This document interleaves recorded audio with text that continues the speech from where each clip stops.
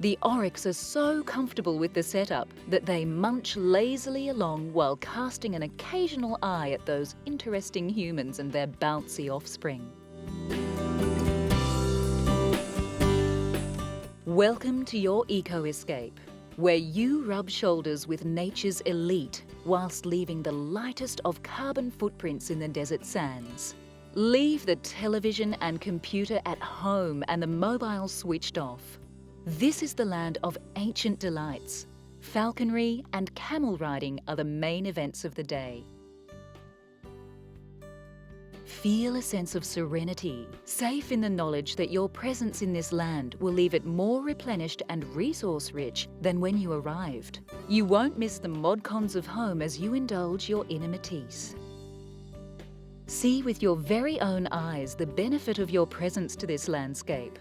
Your tourist dollar funneled straight into the rehabilitation of this ancient land.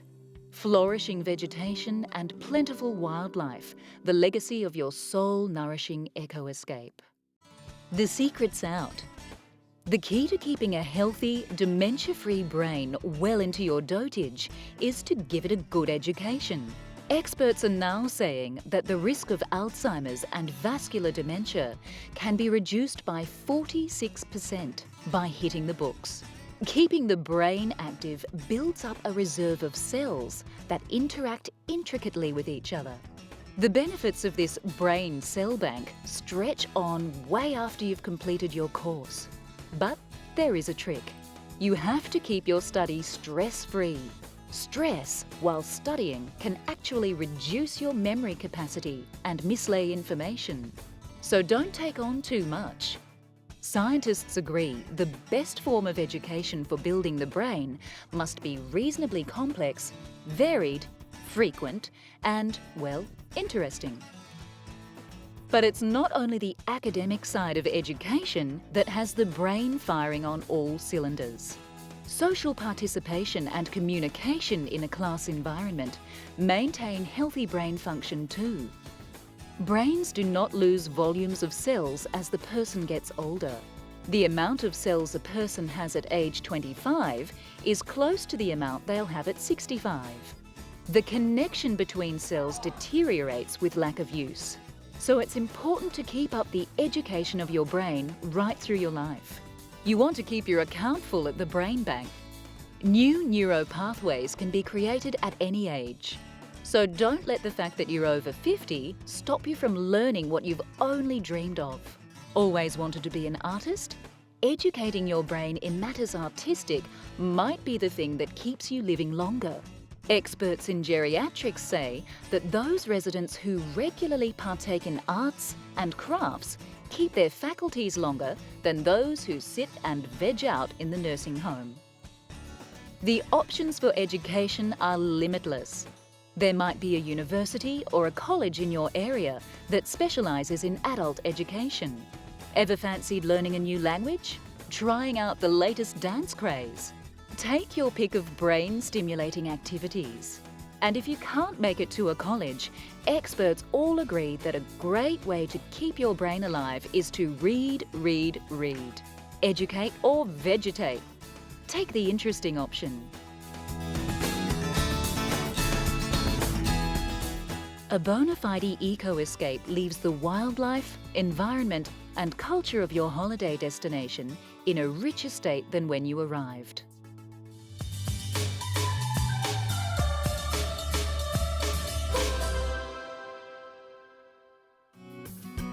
Do you need to book in for a spot of resurfacing?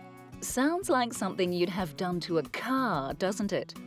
But for the last 20 years, doctors have been using excimer lasers to recontour, resculpt and resurface the eye. Contrary to popular belief, absolutely everybody has some kind of refractive quirk between their cornea, that clear flesh over the eye, and their retina, the little black hole that adjusts to the light. For some people, the refractive error is so pronounced, it hinders their focusing ability. You might be suffering from short-sightedness or myopia, which means you can only focus on close objects. Or you might be long-sighted. This is called hyperopia. An optometrist or ophthalmologist will help you decide if you're suitable for eye surgery. Most common refractive complaints are correctable with laser eye surgery.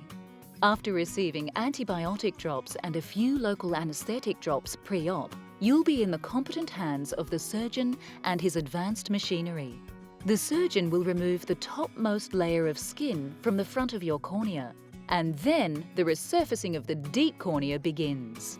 The laser removes cells from the surface of the cornea until it is all smooth and appropriately shaped. It actually doesn't take very long. Once the top flap of skin is replaced, it adheres immediately to the eye, and sometimes people experience great vision 1 hour after the end of the procedure. For others, it might take overnight or a few days.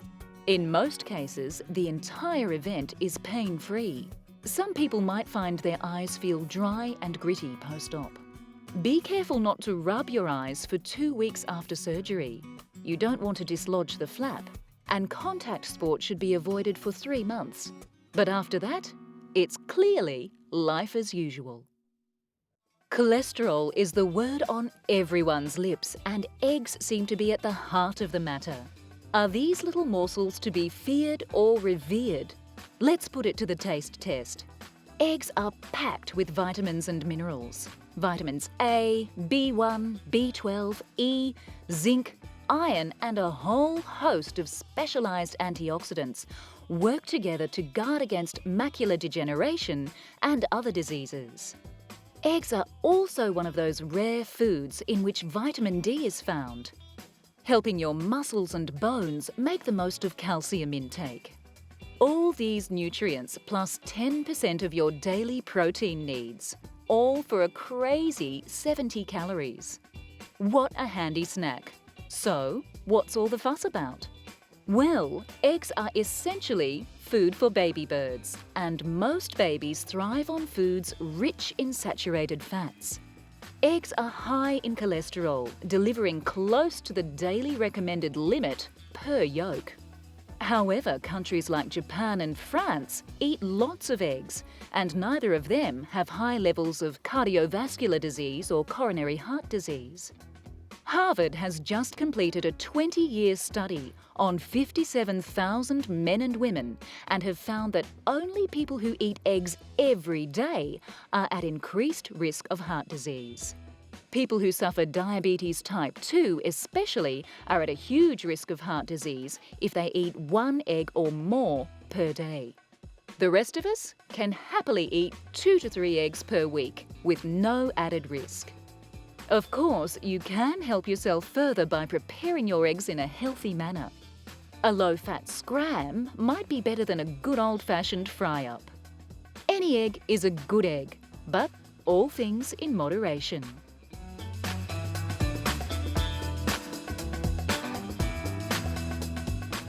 Try to choose eggs from free-range hens. They have 1/3 less cholesterol and twice the good fats than cheap cage eggs.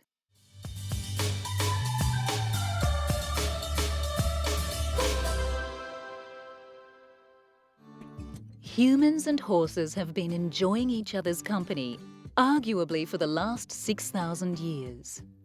They share a history steeped in battles, triumphs, discovery and sore muscles.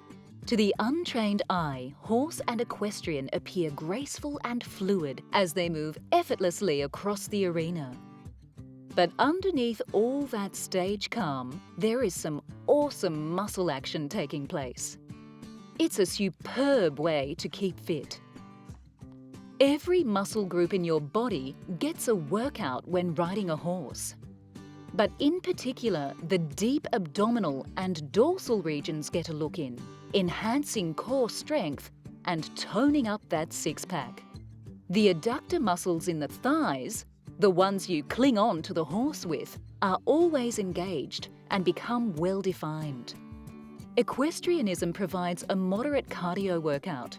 It's great for people who can't raise their heart rates to ultra-high levels. This is a strain-free way to keep fit. And of course, your coordination is enhanced and mental focus increased as you concentrate on balancing on a moving platform. An equestrian develops superb postural muscles, while at the same time becoming flexible in the lower back and hip area. It doesn't look like it, but an equestrian will burn as many calories in a 1-hour session as a jogger does in a half-hour jog. If you do this every day, chances are you'll never have to step foot inside a gym. And aside from the physical benefits of equestrianism, there's also the joy, friendship and trust between horse and rider that makes this pursuit a tonic for the heart and soul. Fresh air, sunshine, four-legged friendship and a wonderful workout. Equestrianism has it all, really. The face of eye disease is not necessarily an old one. Visual degeneration can happen at any age. But the good news is, if detected early, you may be able to salvage your remaining eyesight. Don't leave it until you experience scotomas, these fuzzy patches in your vision, to do something about it. Have regular eye tests, especially from the age of 35 onwards.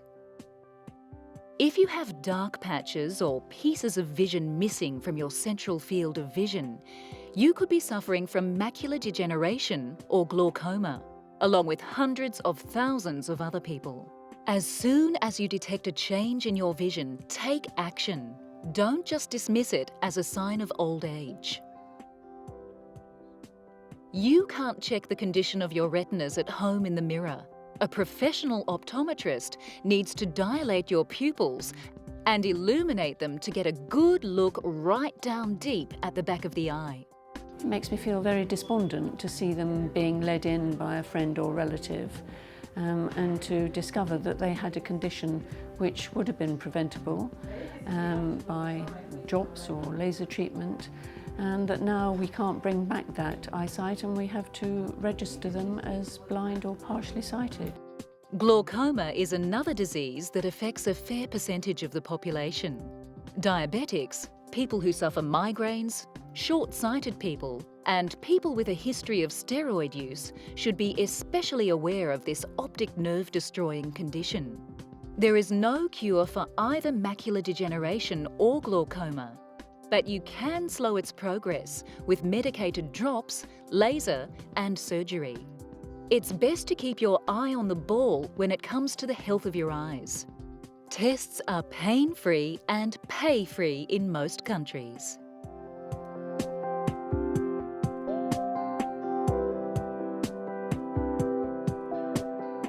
Always wear protective headgear when riding. Your head may be 3 meters from the ground. That's a long way down.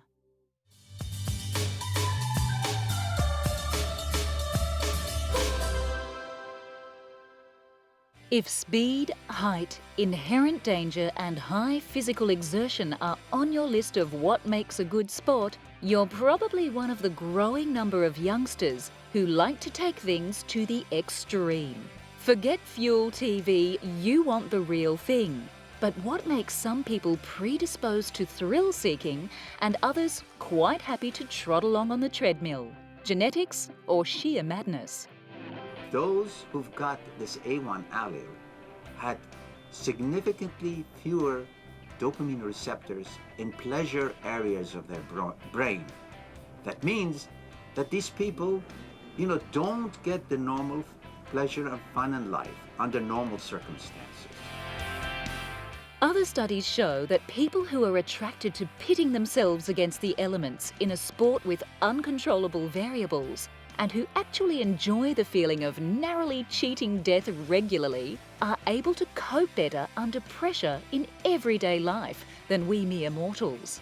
But will they live long enough to enjoy this amazing psychological asset? One researcher went to do a 4th yearly checkup on his extreme sports subjects and found that 8% of them had met with a grisly end. Now that's what I call an extreme statistic.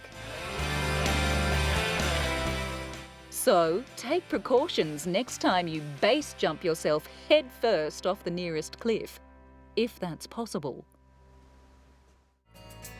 Everyone wants to do the right thing and get in shape. But how do you wade through the obstacle course of exercise myths to a better you? One common misconception is that cardio is the best fat buster. The truth is, you should mix some weight and strength training in with your cardio. Too much cardio all on its own will strip fat and muscle. Keep a good balance. Another popular myth is that you can lose all the weight you want just through exercise. But in reality, there are other contributing factors. Your diet, genetics, and pre-existing conditions may put a limit on the amount of fat you can shift and how fast. Contrary to popular belief, swimming is a great way to downsize. But getting out and about to a gym is not everyone's idea of a good time. It's a myth that the gym is the most effective place to exercise. Do what's right for you. And how often should you exercise? Well, to change your body shape, you need a minimum of 3 varied classes a week. But you should be doing at least half an hour of exercise on all the other days too. Consistency, nutrition, and a good ratio of strength to cardio training will bust the fat along with the myths.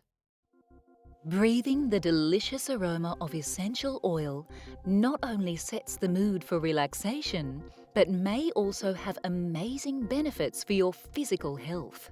According to a recent study from the University of Southampton, oils such as lavender, thyme and tea tree are very effective at killing off dangerous bacteria. Almost 100% effective. E. coli and golden staph just can't survive in the presence of these powerful plant oils. The essential oil industry is coming along in leaps and bounds. Now, due to new technology, fewer harsh solvents are being used in the extraction process.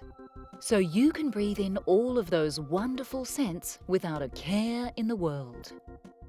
Essential plant oils can be used to aid the healing of anything from respiratory infections to severe depression. The perfect potion for health and happiness.